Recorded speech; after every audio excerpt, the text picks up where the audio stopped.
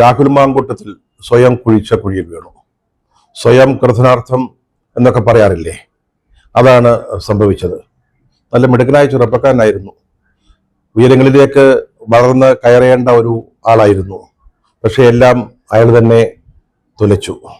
മുൻകൂർ ജാമ്യം തേടിക്കൊണ്ടുള്ള രാഹുലിന്റെ ഹർജി സെഷൻസ് കോടതി തള്ളിയതോടെ അദ്ദേഹത്തിന്റെ കാര്യത്തിൽ CPM-നുണ്ടായിരുന്ന അല്ലെങ്കിൽ സർക്കാരിനുണ്ടായിരുന്ന ചില മാധ്യമങ്ങൾക്കുണ്ടായിരുന്ന താല്പര്യത്തിന് ഇപ്പോഴല്പം കുറവ് സംഭവിച്ചിട്ടുണ്ട്.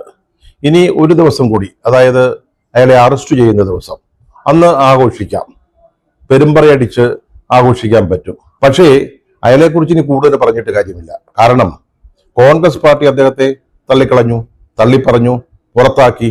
കോൺഗ്രസ് നേരത്തെ തന്നെ അത് ചെയ്തതാ. അതിജീവിതയുടെ പരാതി വന്നപ്പോൾ തന്നെ അദ്ദേഹത്തിനെതിരായിട്ട്, രാഹുലിനെതിരായിട്ട് നടപടികൾ സ്വീകരിച്ചു. കോൺഗ്രസ് എന്തൊക്കെയാണ് ചെയ്തത്? യൂത്ത് കോൺഗ്രസ് പ്രസിഡന്റ് സ്ഥാനത്ത് നിന്ന് അദ്ദേഹത്തെ ഒഴിവാക്കി, പാർട്ടിയിൽ നിന്ന് സസ്പെൻഡ് ചെയ്തു. സസ്പെൻഷൻ എന്ന് പറഞ്ഞ ചെറിയൊരു സസ്പെൻഷൻ അല്ല, അനിശ്ചിതകാലത്തേക്കാണ് അയാളെ പുറത്താക്കിയത്. പ്രായോഗിക അർത്ഥത്തിൽ അയാൾ പാർട്ടിയുടെ പുറത്തായിരുന്നു. പിന്നീട് നിയമസഭാ കക്ഷിയിൽ നിന്ന് മാറ്റി, കോൺഗ്രസിന്റെ MLA എന്ന പദവിയിൽ നിന്ന് അയാളെ മാറ്റി നിർത്തി. മാത്രമല്ല അദ്ദേഹത്തിന്റെ ഇരിപ്പിടം കോൺഗ്രസ് ബ്ലോക്കിന് പുറത്തായിരുന്നു. അത് പാർട്ടി സ്പീക്കറെ അറിയിച്ച് ആ രീതിയിലുള്ള ഏർപ്പാടുകൾ ചെയ്യുകയും ചെയ്തു. അതോടുകൂടി രാഹുലിനെ വെച്ചുള്ള കളിക്ക്, അതിന്റെ സാധ്യതകളിൽ ഇപ്പോൾ വലിയ കുറവ് സംഭവിച്ചിരിക്കുകയാണ്. ഇനി അയാളെ അറസ്റ്റ് ചെയ്യണം. അറസ്റ്റ് ചെയ്യുമ്പോൾ പറഞ്ഞല്ലോ, ഒരു ദിവസം ആഘോഷിക്കാൻ കിട്ടും. പക്ഷേ ഇന്നലെ എന്താണ് നടന്നത്? അയാളുടെ ജാമ്യ ഹർജി കോടതി തള്ളിക്കളയുന്നു. ആ നിമിഷം, അടുത്ത നിമിഷം, ഒരു നിമിഷം പോലും വൈകാതെ കോൺഗ്രസിന്റെ തീരുമാനം വരുന്നു, പത്രക്കുറിപ്പ് ഇറങ്ങുന്നു, അദ്ദേഹത്തെ പാർട്ടിയിൽ നിന്ന് പുറത്താക്കിക്കൊണ്ടുള്ള തീരുമാനം കേരളത്തെ അറിയിക്കുന്നു. അതോടുകൂടി ഇതിന്റെ ഒരു ഷിഫ്റ്റ്, അല്ലെങ്കിൽ ഈ സംഭവവികാസത്തിന്റെ, അതിന്റെ പ്രാധാന്യത്തിന്റെ, അല്ലെങ്കിൽ അതിന്റെ ഒരു ഫോക്കസ് നേരെ കോൺഗ്രസിന്റെ നടപടികളിലേക്ക് മാറുകയാണ് ചെയ്തത്. ഉച്ചയോടുകൂടി തന്നെ അയാളുടെ ജാമ്യ ഹർജി തള്ളിയതാ. ഉടനെ കോൺഗ്രസിന്റെ തീരുമാനങ്ങൾ വരുന്നു. ആ തീരുമാനം വളരെ പ്രധാനപ്പെട്ടതായിരുന്നു. അതുകൊണ്ട് തന്നെ ഈ സംഭവങ്ങളുടെ പ്രാധാന്യത്തിന്റെ ഒരു ഫോക്കസ് കോൺഗ്രസിന്റെ തീരുമാനത്തിലേക്കും കൂടി മാറുന്നു. അത് മാത്രമാണെന്ന് ഞാൻ പറയുന്നില്ല, അതിലേക്കും കൂടി അതും ശ്രദ്ധിക്കപ്പെടുന്നു. ആളുകൾ അത് അപ്രീഷിയേറ്റ് ചെയ്യുന്നു, നന്നായി എന്ന് പറയുന്നു. ഉടനെ തന്നെ മറ്റൊരു ചിത്രം ഉണ്ടാക്കി, ഇതാ രാഹുൽ കീഴടങ്ങാൻ വരുന്നു. ചിലർ അങ്ങനെ പറഞ്ഞു, കീഴടങ്ങാൻ വരുന്നു ഹോസ്ദുർഗ് കോടതിയിൽ, കാസർഗോഡ്. മറ്റൊരു പറഞ്ഞു കസ്റ്റഡിയിലാണ്, അറസ്റ്റ് ചെയ്തിരിക്കുന്നു, ഞങ്ങളാണ് ഈ പ്രധാനപ്പെട്ട വിവരം മാനവരെ ആദ്യം അറിയിക്കുന്നത് എന്ന് പെരുമ്പറ കൂട്ടി. പക്ഷെ ഒന്നും സംഭവിച്ചില്ല. ഹോസ്ദുർഗ് കോടതിയിൽ വന്നുമില്ല, അയാളെ പോലീസ് ഹാജരാക്കിയുമില്ല. എങ്കിൽ പോലും ഇനി ഈ സംഭവത്തിന്റെ ഒരു ഫോക്കസ് അദ്ദേഹത്തിന്റെ അറസ്റ്റാണ്. പക്ഷെ അപ്പോൾ ഒരു ചോദ്യമുണ്ട്, എന്തുകൊണ്ടാണ് അറസ്റ്റ് വൈകുന്നത്? ഇത് 9ാമത്തെ ദിവസമാണ്. കേരള പോലീസിന് ഒരു MLA, ഒരു വ്യക്തിയെ, അയാൾ MLA ആവട്ടെ MP ആവട്ടെ, ഒരു വ്യക്തി ഒളിവിൽ പോയാൽ, കേരളത്തിൽ നിന്ന് മാറി നിന്നാൽ, അല്ലെ കേരളത്തിൽ എവിടെയെങ്കിലും ഒളിച്ചിരിക്കുകയാണെങ്കിൽ അവരെ കണ്ടുപിടിക്കാനുള്ള സംവിധാനം ഒന്നും പോലീസിന് ഇല്ലേ? അത്ഭുതകരമായ കാര്യമാണ്. ഇപ്പോഴാണെങ്കിൽ സാങ്കേതിക വിദ്യ വളരെ വളർന്നിരിക്കുകയാണ്. അയാൾ ഉപയോഗിക്കുന്ന ഫോൺ ഒന്ന് ഓണാക്കിയാൽ മതി, ഇയാളുടെ ലൊക്കേഷൻ മനസ്സിലാക്കാൻ കഴിയും. അതിനാവശ്യമായ എല്ലാ സംവിധാനങ്ങളും കേരള പോലീസിന്റെ കയ്യിലുണ്ട്. എന്നിട്ട് ഇതുവരെ ഈ രാഹുൽ മാങ്കൂട്ടത്തിൽ എവിടെയാണ് എന്ന് കണ്ടെത്താൻ പറ്റിയില്ല. അയാളുടെ ചില സഹായികളെയൊക്കെ പിടിച്ചു, കൂടെ ഉണ്ടായിരുന്ന ചില പയ്യന്മാരെയൊക്കെ പിടിച്ചു. അല്ലാതെ ഇതുവരെ രാഹുൽ മാങ്കൂട്ടത്തിനെ കിട്ടിയിട്ടില്ല. അതിനൊരു പക്ഷേ 2 കാരണങ്ങൾ ഉണ്ടാവാം. അതിലൊരു പ്രധാന കാരണം, എന്തായാലും ഈ രാഹുൽ മാങ്കൂട്ടത്തിന്റെ വിഷയം തദ്ദേശഭരണ സ്ഥാപനങ്ങളിലേക്കുള്ള തെരഞ്ഞെടുപ്പിന്റെ വോട്ടെടുപ്പ് ദിവസം വരെ ഒന്ന് നീട്ടിക്കൊണ്ടു പോകണം. അപ്പൊ എങ്കിലേ ഈ വിഷയം അങ്ങനെ സജീവമായിട്ട് നിർത്താൻ സാധിക്കുള്ളൂ. അതിനായിരിക്കാം ഗവൺമെന്റ് പറഞ്ഞിട്ടുണ്ടാവും, നിങ്ങൾ അറസ്റ്റ് ചെയ്യേണ്ട, നിർത്തട്ടെ എന്ന്. ഇനി അതല്ല, രാഹുലിനെ കണ്ടെത്താൻ പറ്റാത്തതാണ് കാരണമെങ്കിൽ നമ്മൾ ഈ പോലീസിനെ പറ്റി, കേരള പോലീസിനെ പറ്റി എന്താണ് ധരിക്കേണ്ടത്? അവരുടെ കഴിവുകളെ പറ്റി. ഇന്ത്യയിലെ തന്നെ വൺ ഓഫ് ദ ബെസ്റ്റ് എന്നാണ് കേരള പോലീസിനെ പറ്റി പണ്ട് തൊട്ടേ പറയുന്നത്. അന്വേഷണത്തിലും പ്രതികളെ കണ്ടെത്തുന്നതിലും മറ്റു കാര്യങ്ങളിലൊക്കെ കാണിക്കുന്ന ശുഷ്കാന്തി, അതിലുണ്ടാവുന്ന വിജയം, അതിന്റെയൊക്കെ അടിസ്ഥാനത്തിൽ നല്ലൊരു പോലീസ് സേനയായിട്ടാണ് കേരളത്തിലെ പോലീസിനെ കാണുന്നത്. ഒരു കേസിൽപ്പെട്ട് മുൻകൂർ ജാമ്യ ഹർജിയും നൽകി നിൽക്കുന്ന ഒരു പ്രതിയെ 9 ദിവസമായിട്ട് കണ്ടില്ല എന്ന് പറഞ്ഞാൽ അത് ഇവർക്ക് കാണാൻ പറ്റാത്തതാണെങ്കിൽ എന്തൊരു പരാജയമാണ്. ഇതുപോലൊരു പരാജയം വേറെ എന്താണ് എന്ന് ചോദിക്കേണ്ടി വരും. അതവിടെ നിൽക്കട്ടെ. പറഞ്ഞല്ലോ, ഇപ്പൊ രാഹുൽ മാങ്കൂട്ടത്തില് വീണു, സ്വയം കുഴിച്ച കുഴിയിൽ. ഇപ്പൊ ഇനി CPM-ന്റെ ലക്ഷ്യം എന്ന് പറയുന്നത് ഷാഫി പറമ്പിലാണ്. ഷാഫി പറമ്പിലിനെ എങ്ങനെയെങ്കിലും പൂട്ടണം. ഇപ്പൊ അതിനുള്ള തന്ത്രങ്ങൾ ആഘോഷിച്ചുകൊണ്ടിരിക്കുക. അതിന് തദ്ദേശഭരണ തെരഞ്ഞെടുപ്പിന് മുമ്പായിട്ടൊന്നും പറ്റത്തില്ല. മെയ്യിലോ ഏപ്രിലോ നടക്കുന്ന നിയമസഭാ തെരഞ്ഞെടുപ്പിന് മുമ്പ് അദ്ദേഹത്തെ എങ്ങനെങ്കിലും ഒന്ന് പൂട്ടാൻ പറ്റുമോ, ഒന്ന് കുഴി ചാടിക്കാൻ പറ്റുമോ എന്നുള്ളൊരു ശ്രമത്തിലാണ് ഇവിടുത്തെ CPM. ഷാഫി പറമ്പിലിന്റെ രഹസ്യങ്ങളെല്ലാം രാഹുൽ മാങ്കൂട്ടത്തിന് അറിയാം. അതുകൊണ്ടാണ് രാഹുലിനെ പേടിച്ചാണ് ഷാഫി പറമ്പിൽ ഇതുവരെ അദ്ദേഹത്തെ സംരക്ഷിച്ചത് എന്നാണ് ഇപ്പോൾ CPM ഒരു ഉണ്ടയില്ല വെടി പൊട്ടിച്ചിരിക്കുന്നത്. ഇത് കേട്ടപാടെ കേരളത്തിലെ ഒരു ദൃശ്യമാധ്യമം ഇതാ ഷാഫി പ്രതിരോധത്തിൽ നിന്ന് സ്ക്രീൻ നിറഞ്ഞു നിൽക്കുന്ന ഒരു വെണ്ടയ്ക്കാങ്ങ് നിരത്തുകയും ചെയ്തു. ഇതൊക്കെ സംഭവിച്ചുകൊണ്ടിരിക്കുമ്പോൾ തന്നെ ഷാഫി അദ്ദേഹത്തിന്റെ നിലപാട് വ്യക്തമാക്കിയിട്ടുണ്ട്. അദ്ദേഹത്തിന് രാഹുൽ മാങ്കൂട്ടത്തിലുമായി ഉണ്ടായിരുന്ന സൗഹൃദം അല്ലെങ്കിൽ അടുപ്പം അത് രാഷ്ട്രീയ കാരണങ്ങളായിരുന്നു, അല്ലാതെ രാഹുലിന്റെ രീതികളെ മനസ്സിലാക്കിയിട്ട് അതിനോടെന്തെങ്കിലും അനുഭവം ഉണ്ടായിട്ടല്ല. ഷാഫി ഒരു രാഷ്ട്രീയക്കാരനാണ്, KPCCയുടെ വർക്കിംഗ് പ്രസിഡന്റാണ്. അത്തരത്തിലൊരാളിന് അദ്ദേഹം ഒഴിഞ്ഞ പാലക്കാട് സീറ്റിൽ ജയിച്ച്, അതും വലിയ ഭൂരിപക്ഷത്തിന് ജയിച്ചു വന്ന ഒരു കോൺഗ്രസിന്റെ നേതാവിനോട്, ഒരു ചെറുപ്പക്കാരനോട് ഉണ്ടാവുന്ന അടുപ്പം, ആ അടുപ്പം അല്പം കൂടുതലായിട്ടുണ്ടാവും. കാരണം രണ്ടുപേരും ഒരേ രീതിയിൽ ചിന്തിക്കുന്നവരാണ്, ഒരേ തലമുറയിൽപ്പെട്ടവരാണ്, കോൺഗ്രസിന്റെ യൂത്ത് ബ്രിഗേഡിൽപ്പെട്ടവരാണ്. പറഞ്ഞല്ലോ, ആ പാലക്കാട് വിജയത്തിന്റെ പിന്നിലെ ഏറ്റവും പ്രധാനപ്പെട്ട ഒരു ശക്തി എന്ന് പറയുന്നത് അത് ഷാഫി പറമ്പിലായിരുന്നു. അപ്പൊ സ്വാഭാവികമായിട്ടും ഒരു സൗഹൃദം, ആ സൗഹൃദത്തെ, ആ അടുപ്പത്തെ എന്തോ ഷാഫിയുടെ രഹസ്യങ്ങളൊക്കെ അറിയാവുന്ന ആളാണ് രാഹുൽ മാങ്കൂട്ടത്തിൽ എന്നൊക്കെ പറഞ്ഞ് ഒരു പുകമറ സൃഷ്ടിച്ച് ഷാഫിയെ ഒരു സംശയത്തിന്റെ നിഴലിൽ നിർത്താനുള്ള ഒരു ശ്രമം ആരംഭിച്ചു കഴിഞ്ഞു. അതിന് ചില മാധ്യമങ്ങളുടെ നിർലോഭമായ പിന്തുണയും ലഭിക്കുന്നുണ്ട്. അവർക്കും അറിയാം, ഇപ്പോ രാഹുൽ മാങ്കൂട്ടത്തിൽ അറസ്റ്റിലാവുകയും ജയിലിലാവുകയും ചെയ്തു കഴിഞ്ഞാല് ആ വിഷയത്തിന്റെ പഞ്ചങ്ങ് പോവും, അതിന്റെ ശക്തി അങ്ങ് നഷ്ടപ്പെടും.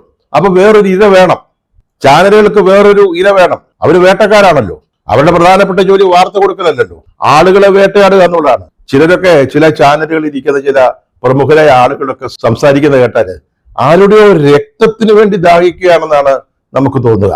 അതാണല്ലോ അവരുടെ രീതി. അതുകൊണ്ട് ഇനി അവർക്കൊരു ഇര വേണം കുറെ കാലം കൊണ്ടു നടക്കാൻ. അവരുടെ റേറ്റിംഗ് പിടിച്ചു നിർത്തുന്നതിന്, അല്ലെങ്കിൽ റേറ്റിംഗിന് വേണ്ടിയുള്ള മത്സരത്തില് ഒന്നാമതെത്തുന്നതിന് അവർക്കൊരു ഇര വേണം. അവരും ഇപ്പോൾ കാണുന്നത് ഷാഫിയെ. കാരണം ഷാഫിയെ CPM ഉന്നമിട്ട് കഴിഞ്ഞു. CPM എന്ന് പറഞ്ഞാൽ ഇവിടുത്തെ സർക്കാരാണ്. ഷാഫിയെ പ്രതിസ്ഥാനത്ത് കിട്ടിയാല് വെച്ച് കളിക്കാം എന്നാണ് ഈ മാധ്യമങ്ങളുടെയും വിചാരം. വാസ്തവത്തിൽ CPMന്റെ അജണ്ട അല്ലെങ്കിൽ ലക്ഷ്യം എന്ന് പറയുന്നത് കോൺഗ്രസിൽ വളർന്നു വന്ന അവരുടെ മിന്നുന്ന മുഖമായി മാറിയ യൂത്ത് ബ്രിഗേഡിനെ തകർക്കുക എന്നുള്ളതായിരുന്നു. PC വിഷ്ണുനാഥ്, അതുപോലെ തന്നെ ഷാഫി പറമ്പിൽ, ആ കൂട്ടത്തിൽ രാഹുൽ മാങ്കൂട്ടത്തിൽ ഉണ്ടായിരുന്നു. അയാളെ തള്ളിപ്പറയാൻ പറ്റത്തില്ല. പിന്നീട് യൂത്ത് ലീഗിന്റെ ചില നേതാക്കള്, കോൺഗ്രസിന്റെ എന്ന് മാത്രമല്ല UDFന്റെ തന്നെ തിളങ്ങുന്ന മുഖമായിട്ട് യൂത്ത് ബ്രിഗേഡ് മാറിയിരുന്നു. അതൊരു വലിയ വെല്ലുവിളിയായിട്ട് CPM കണ്ടു. അതുകൊണ്ട് അതിനെ അവർക്ക് തകർക്കണമായിരുന്നു. അവരുടെ നിരയില് ഇവരോടൊപ്പം നിൽക്കാൻ പറ്റിയ ചെറുപ്പക്കാരായ നേതാക്കള് തീരെ ഇല്ലായിരുന്നു. അതവർ മനസ്സിലാക്കി. അതിനുള്ള നീക്കങ്ങളാണ് അവർ നടത്തിക്കൊണ്ടിരിക്കുന്നത്. അത് മാത്രമല്ല, CPM എന്ന് പറയുന്ന പാർട്ടി ഇപ്പോൾ ഈ ശബരിമല സ്വർണ്ണക്കവർച്ചയുമായി ബന്ധപ്പെട്ട് അവരുടെ മുഖം നഷ്ടപ്പെട്ടു നിൽക്കുക. അവർക്ക് ജനങ്ങളെ അഭിമുഖീകരിക്കാൻ പറ്റുന്നില്ല. അവരുടെ പ്രവർത്തകർ വോട്ട് ചോദിച്ച് വീടുകളിൽ ചെല്ലുമ്പോൾ നിങ്ങളല്ലേ ഞങ്ങളുടെ അയ്യപ്പന്റെ സ്വർണം കവർന്നത് എന്ന ചോദ്യത്തിന് മറുപടി പറയാൻ ബുദ്ധിമുട്ടുകയാണ്, വിഷമിക്കുകയാണ്. കാരണം അവിടെ രണ്ട് പ്രമുഖ നേതാക്കള് ജയിലിലാണ്. അതിലൊരു നേതാവിനെതിരായിട്ട് ഇന്നലെ വീണ്ടും ഒരു കേസ് ചാർജ് ചെയ്തു, വീണ്ടും ഒരു അറസ്റ്റ് ഉണ്ടായി. ആ ഒരു സാഹചര്യത്തിൽ അവര് നിലയില്ലാ കയത്തിൽ നിൽക്കുകയാണ്. മുഖം നഷ്ടപ്പെട്ടു. അവരുടെ കാലുകള് ഈ കുഴിയിലേക്ക് ആഴ്ന്നാഴ്ന്ന് പോയിക്കൊണ്ടിരിക്കുകയാണ്. അപ്പോഴവർക്ക് ഇതുപോലെയുള്ള ഒരു വിഷയം കൊണ്ടുവന്ന് അതിനെ പൊലിപ്പിക്കണമായിരുന്നു. ഇപ്പോൾ പറഞ്ഞല്ലോ, രാഹുൽ മാങ്കൂട്ടത്തിന്റെ വിഷയത്തിന്റെ പ്രാധാന്യം നഷ്ടപ്പെടുമ്പോൾ അവർക്ക് ഇനി വേറെ ആരെങ്കിലും വേണം.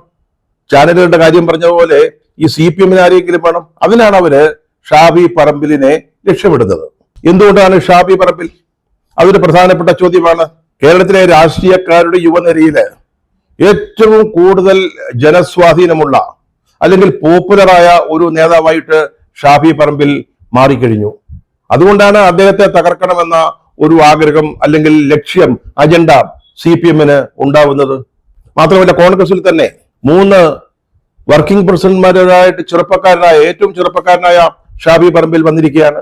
CPMനെ ചോടിപ്പിക്കുന്ന ഇതൊന്നുമല്ല. ഇത് മാത്രമല്ല, വടകരയിൽ അദ്ദേഹം നേടിയ വിജയം, ടീച്ചറമ്മയ്ക്കെതിരെ, ഷൈലിയ ടീച്ചർക്കെതിരെ വടകര പാർലമെന്റ് മണ്ഡലത്തിൽ അദ്ദേഹം നേടിയ റെക്കോർഡ് വിജയം അതവരെ വല്ലാതെ പേടിപ്പിച്ചു കളഞ്ഞു. അവർ വല്ലാതെ രോഷം കൊണ്ടു. കാരണം അവരുടെ ഒരു കുത്തക മണ്ഡലമായിട്ട് കരുതിയിരുന്നതാണ്.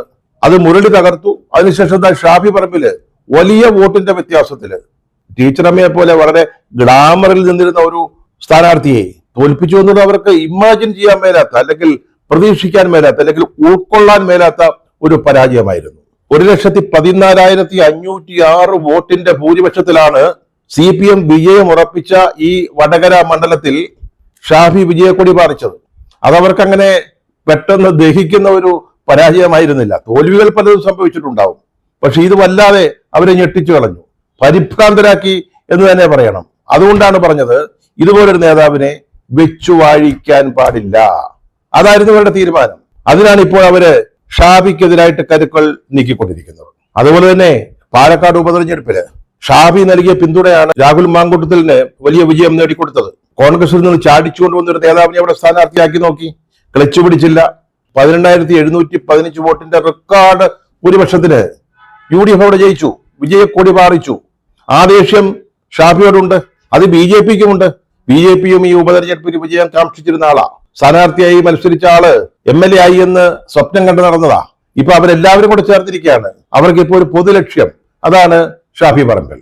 രാഹുൽ മാങ്കൂട്ടത്തിന് ജാമ്യം നിഷേധിച്ച കോടതി വിധി വന്ന ദിവസം വൈകുന്നേരത്തെ രാത്രി ചർച്ചകളില് ചില നിരീക്ഷണ പടുക്കള് അല്ലെങ്കിൽ പണ്ഡിതന്മാര് കോൺഗ്രസിനെതിരെ വളരെ വാചാലരാകുന്നത് കാണുകയുണ്ടായി. എന്തോ കോൺഗ്രസ് വലിയൊരു അബദ്ധം പറ്റിപ്പോയി, അവര് എന്തോ തെറ്റു ചെയ്തു പോയി. എന്തുകൊണ്ടാണ് അവരിങ്ങനെ പറയുന്നത് എന്ന് കേട്ടവർക്കാർക്കും മനസ്സിലായില്ല. കാരണം ഈ രാഹുൽ മാങ്കൂട്ടത്തിലിന്റെ പ്രശ്നത്തിൽ കോൺഗ്രസ് എടുത്ത നിലപാടുകൾ, നടപടികൾ, അത് എതിരാളികൾ പോലും രഹസ്യമായിട്ട് വാഴ്ത്തിയ കാര്യമാ. കോൺഗ്രസിന് അത് ചെയ്യാൻ സാധിച്ചല്ലോ എന്ന്.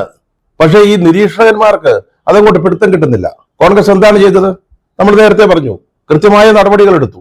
ഈ പരാതി വന്നപ്പോൾ തന്നെ നടപടികൾ ഉണ്ടായി.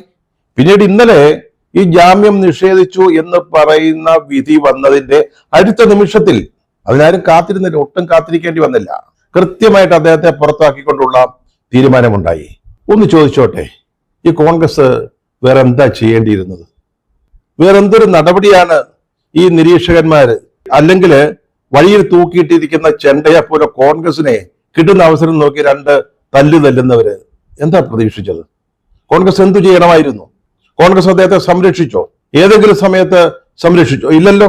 അല്ലെങ്കിൽ സംരക്ഷിച്ചു എന്നുള്ളതിന് എന്തെങ്കിലും ഒരു തെളിവ് ഇവർക്ക് പറയാനുണ്ടോ? ഇല്ലല്ലോ.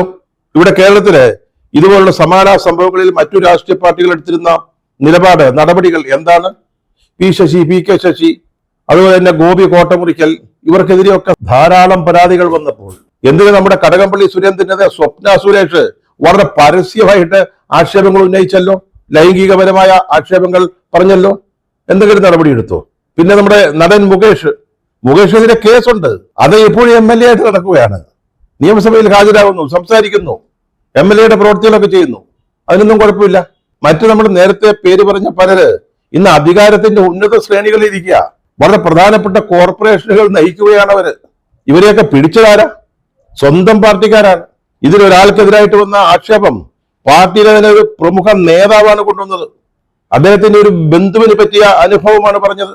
കോട്ടമുറിക്കലിന്റെ കട്ടിലിനടിയിൽ, ആഫീസിലെ കട്ടിലിനടിയിൽ ആരാണ് ഒളിക്യാമറ വെച്ചത്? ഇതേപ്പറ്റി ഒന്നും നിരീക്ഷകർക്കൊന്നും പറയാനില്ല. ചോദിച്ചാൽ വല്ല മറുപടി കിട്ടും CPM-ൽ നിന്ന്. അതുകൊണ്ടാണ് ചോദിക്കാത്തത്.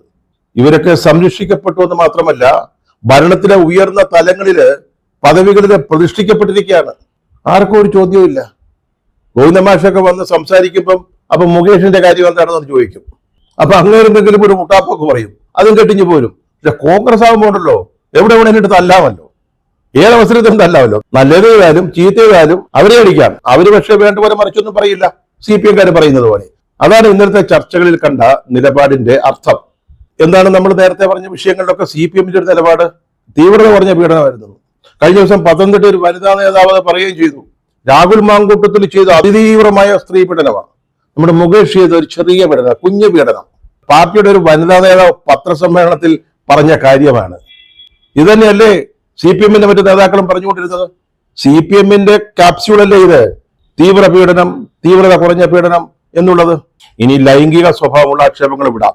ശബരിമല സ്വർണ്ണക്കവർച്ച, ഇതുപോലെ സംഭവം കേരളത്തിൽ ഉണ്ടായിട്ടുണ്ടോ? കോടിക്കണക്കിന് ആളുകള് ഒരു വിശുദ്ധ സ്ഥലമെന്ന് പറഞ്ഞ് ആരാധിക്കുന്ന, വിശ്വസിക്കുന്ന, പ്രാർത്ഥിക്കാനെത്തുന്ന ഒരു തീർത്ഥാടന കേന്ദ്രം, അവിടുത്തെ സ്വർണം, അയ്യപ്പന്റെ സ്വർണം അടിച്ചുകൊണ്ടുപോയ രണ്ട് പ്രധാനപ്പെട്ട CPM നേതാക്കളെ ജയിലിൽ കിടക്കുക. അപ്പൊ എന്തുവാണ് നമ്മുടെ ഗോവിന്ദമാഷ് പറഞ്ഞത്? ജയിലിൽ കിടക്കുന്നവരെ എങ്ങനെയാണ് പാർട്ടിയിൽ നിന്ന് പുറത്താക്കുക? അറസ്റ്റിൽ നിന്ന് രക്ഷപ്പെടാൻ ഒളിവിൽ കഴിയുന്ന രാഹുൽ മാങ്കൂട്ടത്തിനെതിരെ അദ്ദേഹത്തിന്റെ ജാമ്യ ഹർജി തള്ളിയ ഉടനെ തന്നെ നടപടിയെടുക്കാൻ കോൺഗ്രസിന് സാധിച്ചു. പക്ഷെ പത്മകുമാറിനും വാസുവിനെതിരായിട്ട് നടപടികൾ എടുക്കുമ്പോൾ അങ്ങനെ തീരുമാനിക്കാൻ കൈകളൊന്ന് വിറയ്ക്കും. അതാണ് പ്രശ്നം. അപ്പോൾ ഇതിനേക്കാൾ പ്രധാനമല്ലേ നമ്മുടെ PM ശ്രീ ഒപ്പുവെച്ച സംഭവമായി നടന്നത്? എന്താണ് PM ശ്രീ സംഭവം നടന്നത് നമുക്ക് എല്ലാവർക്കും അറിയാം. കേരള സർക്കാർ അല്ലെങ്കിൽ CPM ഇവരാണ് ഹൈന്ദവ വർഗീയതയ്ക്കെതിരായിട്ട് അല്ലെങ്കിൽ കാവ്യവൽക്കരണത്തിനെതിരായിട്ട് BJPയുടെ ഫാസിസത്തിനെതിരായിട്ട് മുമ്പിൽ നിന്ന് പട നയിക്കുന്നത് എന്ന് പേർത്തും അവകാശപ്പെടുന്നതാണ് പാർട്ടിയും ഗവൺമെന്റും എല്ലാം.